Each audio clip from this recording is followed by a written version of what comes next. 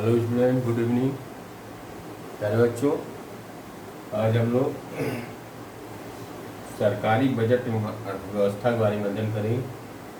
कक्षा 12 अर्थशास्त्र का ये दूसरा वीडियो है। पहला वीडियो इसके पहले हम लोग डिस्कस कर चुके हैं। फिर हम लोग देखेंगे कि बजट का उद्देश्य क्या होता है। हमने बताया कि सरकार अपने अगले वित्तीय वर्ष के लिए बजट बनाती है। अगला वित्तीय वर्ष 1 अप्रैल से 31 मार्च तक होता है। तो फरवरी में सरकार क्या है, हमारा वित्त मंत्री जो होता है वो बजट पेश करता है हमारे सदन में। तो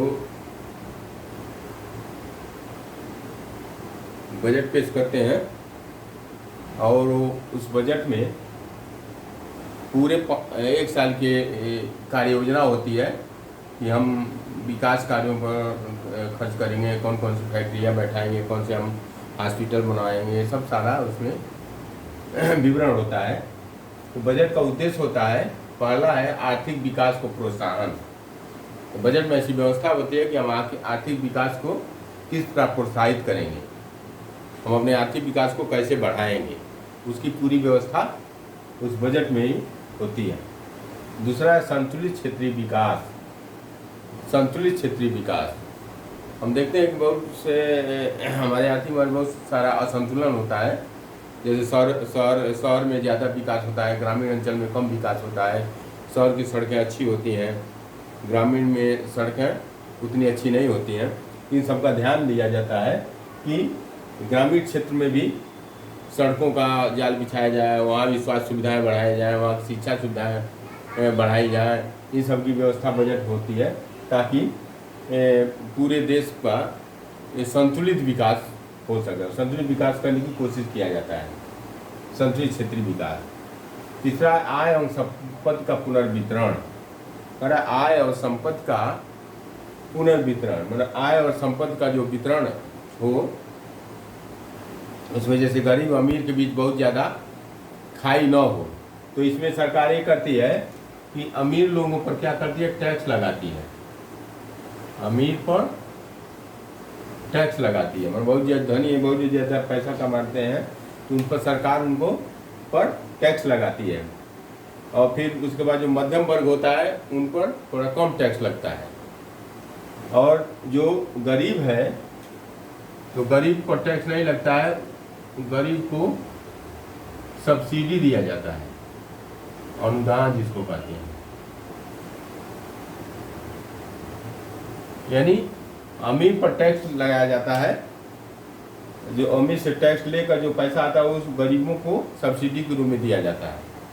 तो हम देखते हैं जैसे गांव में देखिए जो राशन की दुकानें हैं, तो राशन की दुकानों से हम चावल, गेहूँ, चीनी, तेल, ये सब उनको हम सस्ते दर पर सरकार उपलब्ध कराती है और जो पैसा उसका सब्सिडी है उसके खाते में जाता है। तो इस पर सरकार गरीबों को अनुदान देती है, सस्ते दरों पर देती है। बहुत सारी चीज़ें, जैसे गैस सिलेंडर पर भी सब्सिडी दिया जाता है।